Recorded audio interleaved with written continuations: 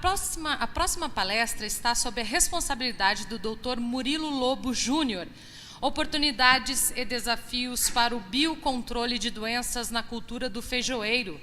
Dr. Murilo Lobo Júnior é engenheiro agrônomo, mestre em fitossanidade e doutor em fitopatologia.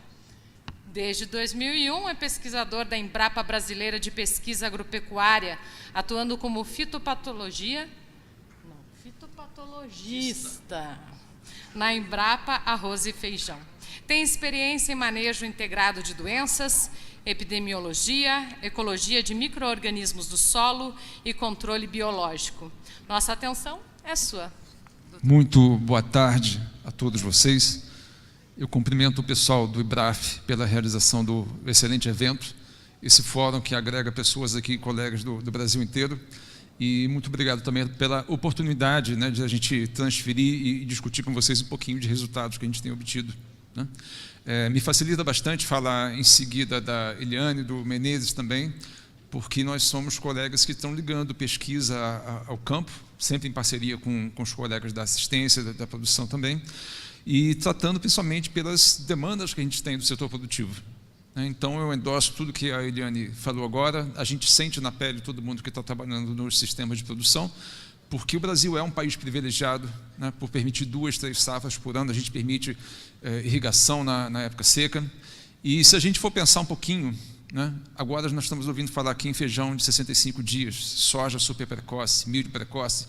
E mesmo que a gente tenha o vazio sanitário, que é importante para a gente manejar a ferrugem da soja, a mosca branca nas culturas, daqui a pouco a gente vai ter 4 safras por ano, né? Então, a ponte verde, ela pode permanecer durante 10, 11 meses por ano. E isso traz à tona, isso seleciona diversos problemas, como são aí o caso da mosca branca, e também uma série de doenças que não são específicas. E aí entra uma excelente oportunidade para a gente trabalhar com o controle biológico, para poder lidar com isso. Sem muita pretensão, né, de extrapolar aqui o meu tempo, eu vou falar um pouco sobre o panorama do controle biológico no Brasil, o que tem acontecido de importante, qual o estado da arte, para onde ele está indo, né? Acho que é a função desse painel aqui, mostrar para vocês alguns resultados obtidos, né, de produtos que já estão aí no comércio, e para onde também a gente aspira a ver alguma evolução, né, melhoria de resultados para os próximos anos. Ok? Então, eu acho que a agricultura está sempre mudando, né? É sempre um sistema, um ambiente muito dinâmico, pressionado por produtividade, por competição, por alimentos mais saudáveis e por sustentabilidade também. Sustentabilidade, que a gente tanto fala hoje, era algo que estava meio fora da pauta, ou estava na pauta de grupos mais específicos, mas hoje a gente vê com muita facilidade panoramas como esse que estão aqui na foto, né?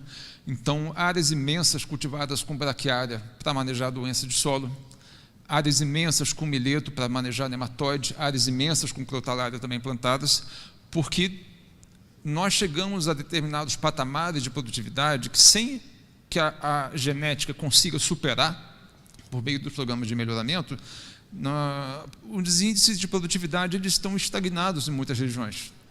Então, mesmo em áreas mais tecnificadas, como em torno do Distrito Federal, a gente vê o produtor num ano com 45 sacas, no ano seguinte com 45 sacas, ele não consegue superar isso sem que ele aumente muito os custos de produção, a não ser que ele pense e tome como atitude cuidar do solo. Então, é algo muito diferente hoje a gente ouvir gente que vem nos procurar, falar, olha, eu quero aumentar a matéria orgânica no meu solo, como eu faço?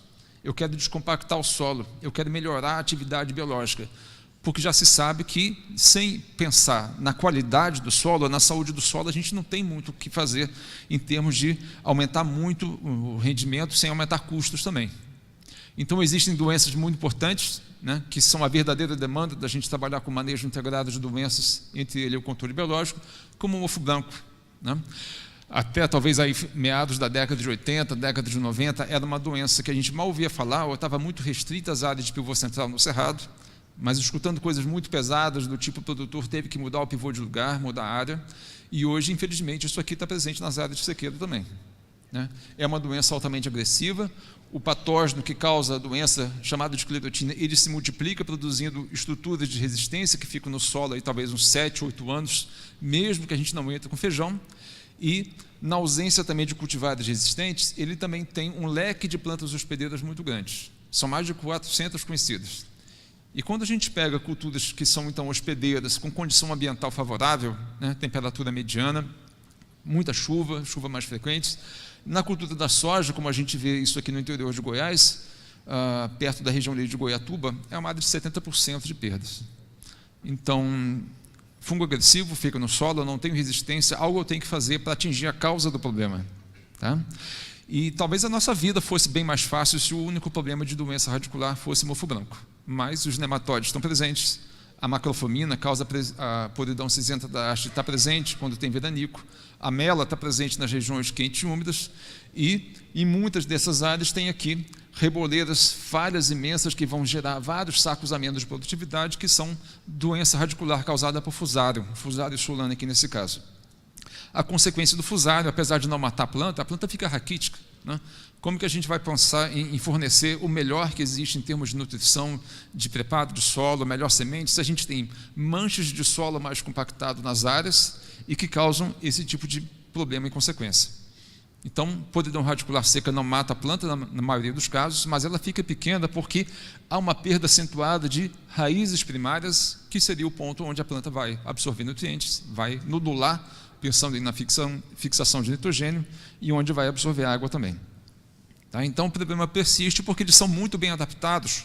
Vejam vocês aqui o escleródio da esclerotínia, aqui são milímetros numa régua que a gente colocou como referência, microescleródios de risoctônia, que são visíveis, mas a gente não consegue distinguir do solo, e o clamidósporo, que é a estrutura de resistência do fusário. São patógenos que, quando a gente tem eles presentes na área, é praticamente impossível da gente erradicar. Então, o manejo integrado ele passa por redução do inóculo, redução das causas aí da doença e convivência, para a gente entender como conseguimos conviver e ter um mínimo de perda de produção. Qualquer programa de manejo integrado que não pense em reduzir a causa da doença é mais ou menos como a gente enxugar gelo. É uma torcida para, naquele ano, a condição ambiental não ser tão favorável a ela, porque se for, o escleródio germina. No caso aqui a foto está aumentando, ele não costuma ter mais do que 1 centímetro de dimensão, mas ele germina produzindo esse cogumelo em forma de taça, chamado apotécio, e na superfície de cada um deles são produzidos uns 2 milhões de esporos que ficam ativos, lançando durante ali uns 10, 15 dias. Então eu tenho controle químico, que protege a planta, mas conforme eu tenho o solo mais ou menos infestado, eu tenho centenas de apotécios sendo produzidos no campo, e uma demanda de fazer 2, 3, 4, 5 aplicações, e tudo fica muito caro e pode não funcionar tão bem como a gente pensa. Para a doença radicular, eu preciso proteger a raiz. Então, aqui está um pouquinho claro, não sei se está nítido para a gente ver, mas essa raiz está protegida por um fungo benéfico.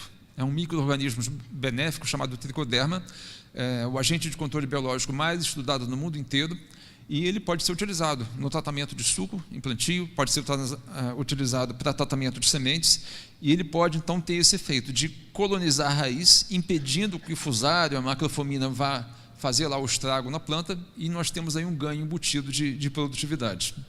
Tá? Porque senão, sem esse solo estar biologicamente mais ativo no sistema plantio direto, sem biológicos que possam reduzir a infestação do solo, vocês vejam aqui que tem mais de 10 apotécios formados, a partir de poucos escleródios, e aqui nós já temos a flor contaminada. Né? A flor é o ponto de entrada do mofo branco, aquele esporo coloniza a flor que está murchando, que está caindo, então se essa flor infectada ela cai sobre qualquer parte da planta, a planta começa a ficar doente, começa o ciclo infeccioso do mofo branco. Okay? Então, os agentes de controle biológico, eles se prestam para a gente reduzir o inóculo no solo. Nós temos aí 2 oportunidades ou 2 estratégias diferentes de fazer o manejo com biológicos no solo. O primeiro a gente chama de aumentação e o segundo de conservação. Isso são conceitos que vieram da entomologia, mas que se prestam bem para a gente tratar de controle biológico de doenças também. Então, no caso de aumentação, eu estou falando de liberação periódica ou liberação, uma inundação.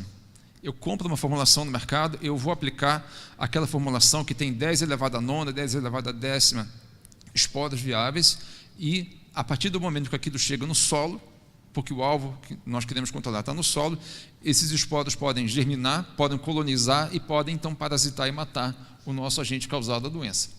Ou então eu posso pensar em conservação, em manejar o meio ambiente, principalmente no sistema plantio direto, aportando matéria orgânica, conservando e produzindo palhada naquele solo, e multiplicar os organismos nativos que também fazem um controle biológico muito eficiente. Tá?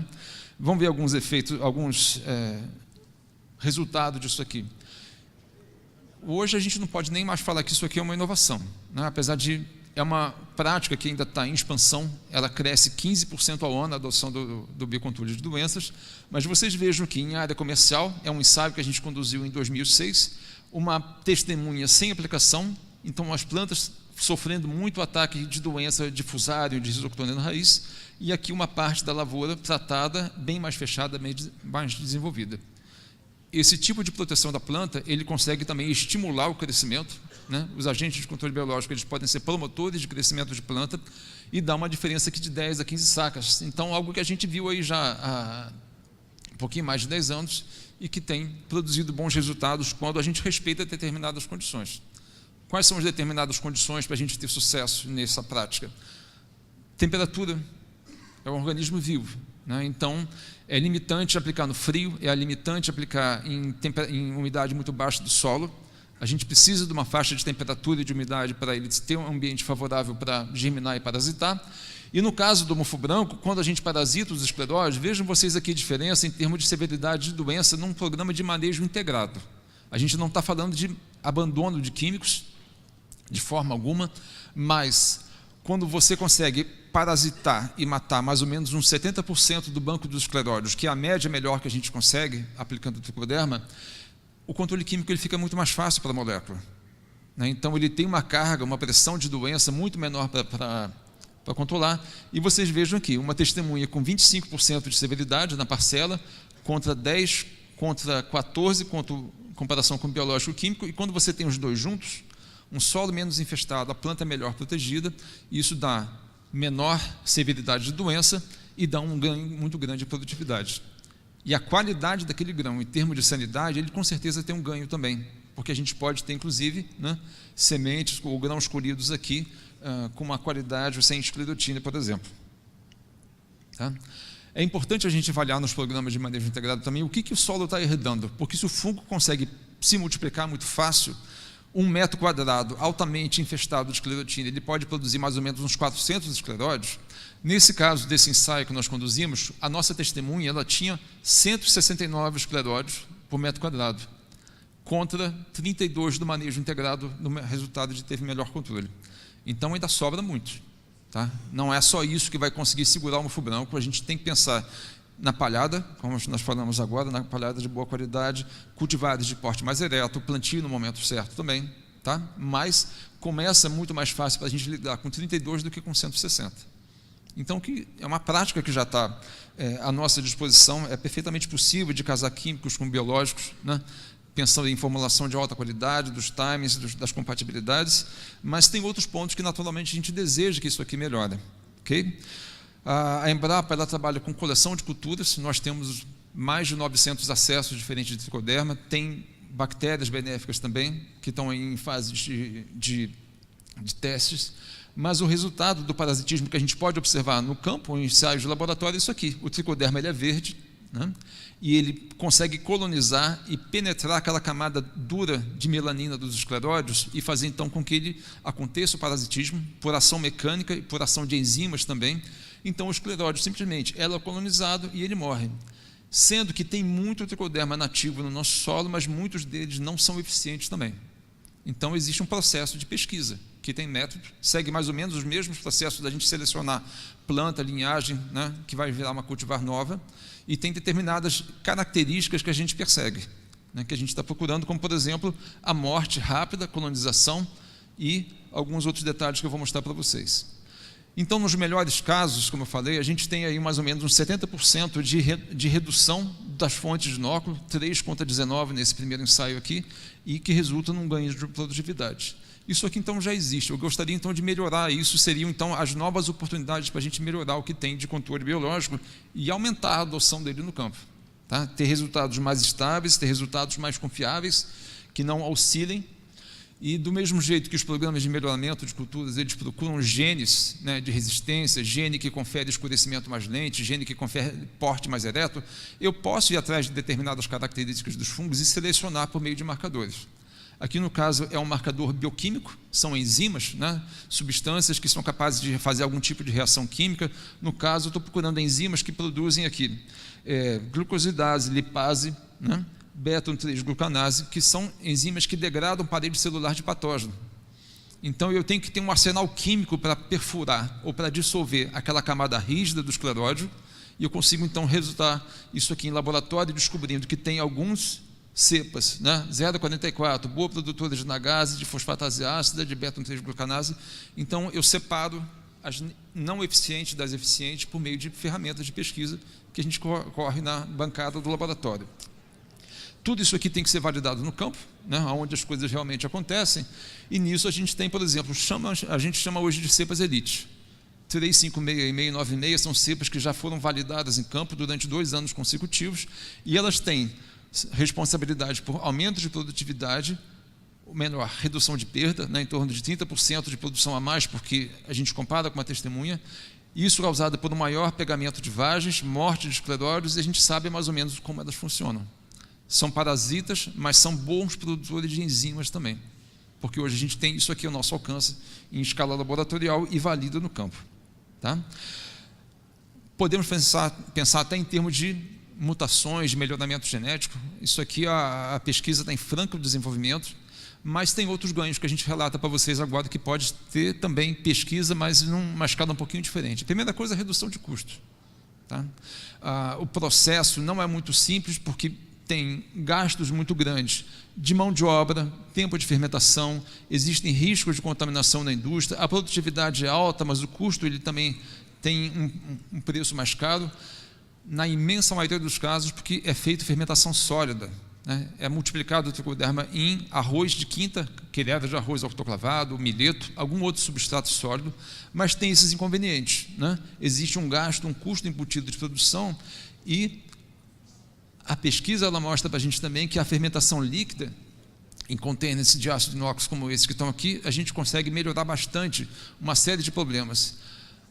A gente consegue condições estáveis aqui de nutrição, menor tempo, 2, 4 dias o fermentado já está pronto, menor mão de obra, produtividade alta também, e o custo mais ou menos 1/3 em comparação com a fermentação sólida. Porém, qual é o problema da fermentação líquida hoje? É a qualidade do esporo que é produzido ali. É um esporo que tem a parede celular mais fina, então ele morre muito mais facilmente do que o esporo que é produzido na fermentação sólida. Então, quem tem condições de fazer fermentação líquida tem essas vantagens, e tem determinados segredos industriais que eu não tenho acesso a eles, mas empresas que já têm também produtos vendidos aí no mundo afora com esse processo e qualidade de inóculo bom. Ok? Então, procuramos aí outros marcadores. O professor Gary Harman, da Universidade de Cornell, que é um dos papas de controle biológico no mundo, ele fala hoje no trabalho tricoderma não mais para controle biológico. Então, os agentes de controle, não só tricoderma, eles podem produzir ácido acético, gibberelinas, tem fatores de promoção de crescimento de plantas que, mesmo sem a presença da doença, a cultura, como no caso do feijão, pode produzir 10, 15% a mais. E a gente está de hoje o olho em fosfatase ácida, né? É um outro marcador que a gente está procurando, e consegue separar determinados tricodermas, alguns que produzem muito mais fosfatase ácida, pensando em absorção de fósforo de formas que estão não disponíveis para a planta. Isso aqui ainda em escala laboratorial a gente espera também colocar em prática e demonstrar. Okay? Só a promoção de crescimento de plantas que a gente consegue selecionar isolados que produzem em maior escala ácido acético, quando a gente leva para o campo em áreas que não tem mofo branco, não tem nada expressivo em termos de podridão radicular, chegamos a condições aí que eu não tinha encontrado antes, de praticamente de 20% a mais de rendimento, porque existe uma simbiose ali.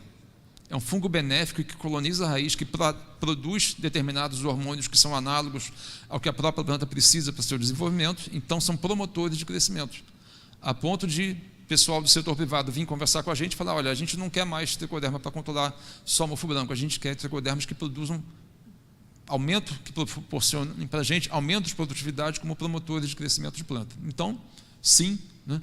Quem já trabalha com isso aqui no campo já vê efeitos, e a gente consegue também, explorando a biodiversidade que a gente tem nas coleções guardadas nas universidades, nas Embrapas, chegar em termos de resultado de campo como esse aqui, tá? Que podem ser benefícios grandes para a gente.